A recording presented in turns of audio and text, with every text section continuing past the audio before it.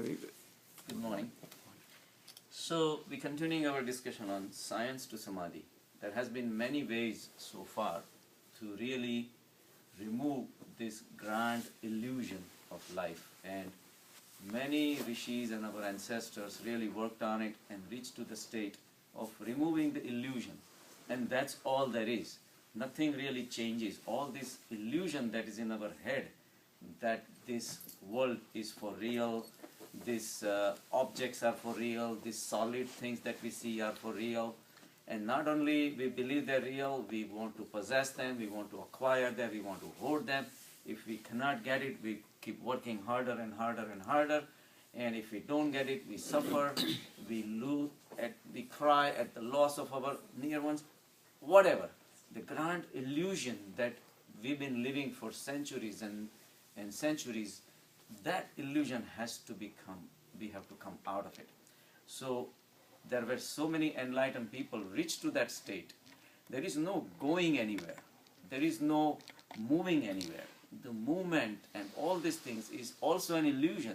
If you believe that these objects are illusion, then your movement is also an illusion, because you think that I have to go from one place to another to acquire something. That itself is an illusion. Now the science, illusion means like imaginary. It's imaginary, right? It's an imagination. It's our belief in our head that we're going somewhere. It's like if you give like a wheel and let a mouse keep running and hang a stick of carrot there, he's just gonna keep going and going. Of course, never reaching anywhere because he cannot make it to the carrot. And meanwhile, he keeps running and running, going nowhere. And that's exactly what we are. Hamster in the cage. What's that? Hamster in a cage, yeah, something like that. So, life is an energy. So far, our rishis and enlightened people have been saying that life is nothing but an energy. And the whole thing is a play of the energy. Energy in one form or the another form, and all these things keep changing the forms, keep changing the illusions, ultimately boiling down to everything around us, everything about us is energy. Our thoughts are energy. Our body is energy. Our objects that we touch and see and smell, they're all energy. If you really look at that level, nothing has changed. The same energy which was millions of years ago is the same energy that's now. Energy never gets destroyed. Science has proved that energy converts from one form to another. But in a grand scheme of thing, where there is a total infinite space of consciousness, it's all playing within it. But that grand consciousness has never changed. And the moment that we think that we are moving at such and such speed, and such I moved from one place to another, I moved from my home to all these things is just an illusion. We are not going anywhere. So when we realize that all these movements are happening, is only because we think that we are as we are. Our ego, our definition of what we are is moving. So the ego itself is removed, then you realize then there is no movement. So the goal of the spirituality is to make you realize that life is an illusion, is imaginary, and if that is imaginary, ego is imaginary also. And that is the state we want to all reach. And now science has become very helpful in helping us to reach that state. So that's where we are, and that's why we have picked up this topic of science to Samadhi. Because if you really apply the laws and the experiments that have been done, and believe me, these are all facts of science. None of these are imaginary. You know, it's funny how philosophies can differ, ideas can differ, beliefs can differ, but scientific facts cannot differ. Jain philosophy may be different than Hindu philosophy, or Hindu philosophy can be different than Christian philosophy. So these are philosophies. These are not proven facts. Nobody knows for sure whether everybody in this world has to be a Jain. Nobody has proven for sure that everybody has to be a Hindu. In fact, if you look at it, that knowledge of religions has not taken anywhere. Has there been a single Jain who will come out and say that everybody is the same? If everybody is the same, why are you Jain? Why don't you give up the idea of Jain, or Hindu or Muslim to that point? When it comes to the final thing, he wants to defend that he is a Jain. And that means he has not reached anywhere. But how can you question the experiment that the water turns into steam at 100 degrees? Whether it is a house of a Jain, or a Muslim, or a Hindu, or a Christian, or a Sikh. Or no house at all. Or no house at all. It doesn't matter. These are the facts, scientific facts. When it's come to science, no one can argue. So science has really helped us because it has combined us together and making us believe in certain facts you cannot question. So that is the route that we want to take when we want to reach the spirituality. We have to have a proof. We have to have a proof, a scientific proof. So science does not mean that it exists in the laboratories. Until the science becomes a day-to-day life experience, even science has no value. And then science also becomes a religion, another grand illusion. But that's not the case. When you really pay attention to the scientific experiments, you have to agree that this is what it is. So all these experiments that we're talking about has been proven. And people like Einstein and all these great scientists have put their lives behind all these things to prove these theories. And that's why it is so fascinating to see and talk about science to Samadhi. It's not just my belief versus your belief. It is the fact. And that's why it should be very interesting to take this journey from science to Samadhi. So energy is the only truth. Matter is not a truth anymore. At the quantum level, we have realized that if we keep on breaking down the universe into the building blocks, which was the original theory of Newton, that okay, we see everything is solid, we are the observer, the world is as it is, it had past, it will have a future, everything keeps happening. That's all people knew at that time. So the quantum physics has brought down to the realization that there are no particles anymore. At the subatomic particles level, there is a constant exchange between matter and energy. In fact, the quantum physics has come to conclusion that the subatomic particles that we see are created only because we are there. In fact, the state which was fraction of a second right before that probably was in the form of energy. And they have made the calculations. There is no way to know what state it was in because it's like a closed shell. It's like a wristwatch that you cannot open and find out how it is working. So that's how we have reached to that point, saying that there is a probability that we are there, so the particle is created. Literally, the particle did not even exist. So if it did not exist, what existed before that was all the bunch of possibilities. It could have been anything. It's just that our presence in that experiment generates such and such particle. And when we are not there, of course particles are being made, of course the world is outside, but that is happening from some unknown mechanism, and randomly these particles are being created. And the whole world ultimately is a chance. Except the quantum physics calls it a chance. Our rishis and enlightened people have gone beyond that and have found the intricate working of that wristwatch that Einstein couldn't figure it out, Newton could not figure it out, all these scientists could not have figured it out because they are taking an approach from material level to try to go to the spiritual level, but they have a roadblock there and they cannot say any further. So that's the beauty of the spirituality. We have the laws of karma. What is that? Say at the energy level, at the spiritual level, at the conscious level, whatever deeds you do, all these things, intricate workings, how you are born in this world, how you have come this, and what situations, all these are intricate workings. That can happen if you start your journey from the spiritual side rather than the matter side. So that's the beauty. But at least the quantum physics has shown the limitation of the science now, which is fine. But at some point we have to jump beyond that. And that's what the quantum physics and physicists have reached to the point that it seems absurd to continue making theories. There was a German physicist called Heisenberg. He was one of the famous physicists at the quantum level. He said that we should stop making any assumptions anymore based on the quantum level. Meaning we have reached a dead end. We cannot go anymore.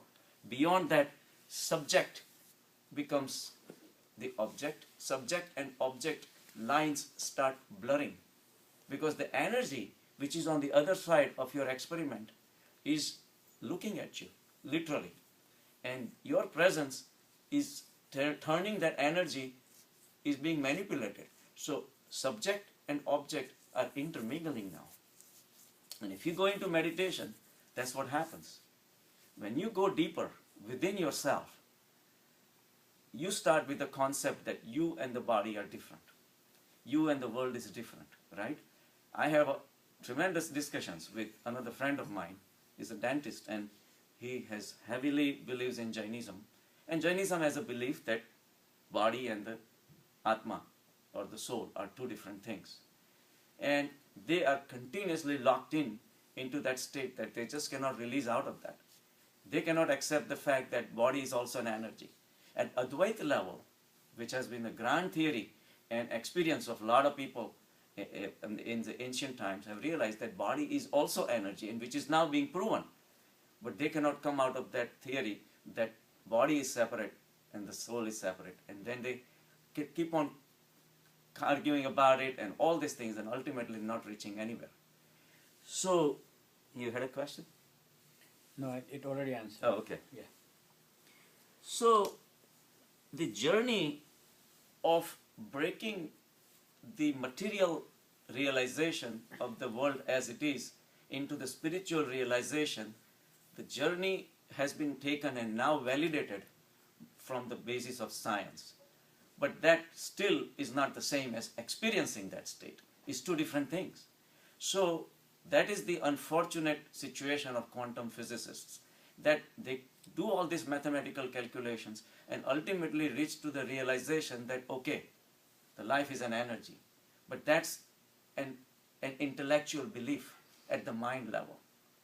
But to be in that state is a totally different ballgame. And that only meditation takes you there. The meditation lets you jump from that material concept into the spiritual zone and realize that you are nothing but energy. You are the infinite existence, including everybody else and everything around you, ultimately merging you and having you that beautiful experience of the bliss. And that is the purpose and the goal of the meditation.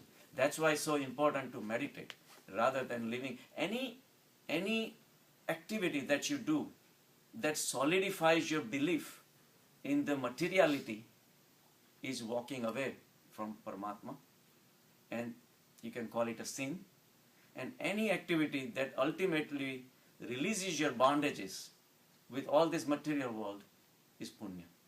Simple definition of that. Now we can glorify and call it, oh, this is God, this is punya, you're gonna be good, you're gonna be rewarded with that. This is pap, you're gonna be punished for that. All these things, just another way of taking you in the right direction. Maybe it was well intended, but overutilized and abused and exploited to some people's advantage is nonsense. Ultimately, if your bondages are there, only you can break it. If you pay me, level. What's that? It's at a personal level. Exactly, and that can happen no matter how much money you give me. I cannot remove your illusion. It is just a fact, unfortunate fact, that all these beautiful realizations that original enlightened people had shared with us is being exploited for people's advantages. There is not a single entity, even if Buddha comes and sits with me, he cannot make me enlightened unless I take that journey myself. Because my bondages are my own bondages, and my sufferings are also my sufferings. But there is a way. That's what Buddha said. And only the journey has to be taken by you. So these are just the efforts, and now the science has aided us in removing our illusions about this. So now people who have scientific mind, so-called scientific mind, also has another yoga created. Literally, this is an evolution of a new yoga which did not exist even in Gita. Right? If you say karma yoga, raja yoga, hatha yoga and bhakti yoga, there was no, in a way you can call it a Gnan yoga. But the literature for the Gnan yoga was not there. The only thing we had was the scriptures. And scriptures were tied with so-called religions and with exploitations, all the bad rap about religions. So far we had a discussion by the people who had no proofs. They had their own experiences. They wrote the scriptures, but they never had proofs. But now science has come to the point that now they can share. They can show these results. There are mathematical calculations you cannot challenge, because these are spoken by the people like Einstein.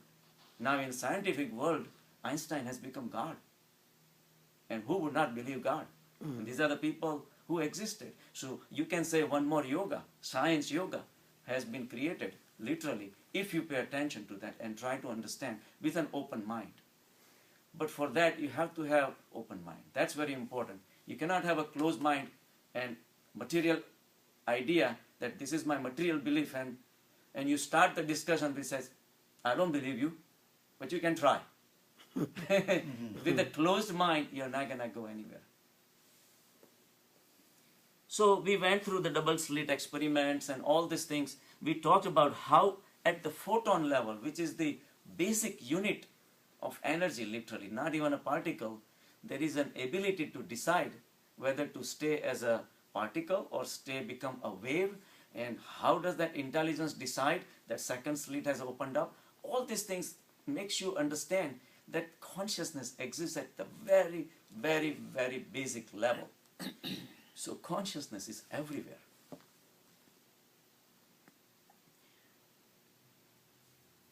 So the problem that we had at the Newtonian level, that we thought that everything is predictable, everything has to be predictable, that interactions of the materials has been going on, the time is always there, and we are just observer. So there was a past, there is a present, and there is a future. But quantum physics says, not so fast. There is nothing like a solid world that you can just watch, and there is nothing like past, there is nothing like future. Everything is unpredictable. And that unpredictability makes the whole quantum physics totally different than Newtonian physics. Because of the Newtonian physics, we started believing there is a past, future, and all this event. In fact, all these things is happening is just the revolving energy. The same energy which was here billions of years back is going to be here billions of years later. But then again, at quantum level, we don't understand even the present. That the present that we do see, we are not sure whether it's a particle or energy. So how can you define what is the past, what is the present, what is the future? The mind creates that illusion. It holds on to all the images that is happening in front of you, holds into the memory, and that memory of the mind creates the past. The animals don't realize that. They have very limited mind, so they don't understand what is past. They can't worry about the future. They are always in the present. In a way, they are happier than humans, because we have the past, we have the future, and we have our problems too. If we didn't have past or the future, we would be very happy in a way. So in a way, it is a curse for the humans to have the mind.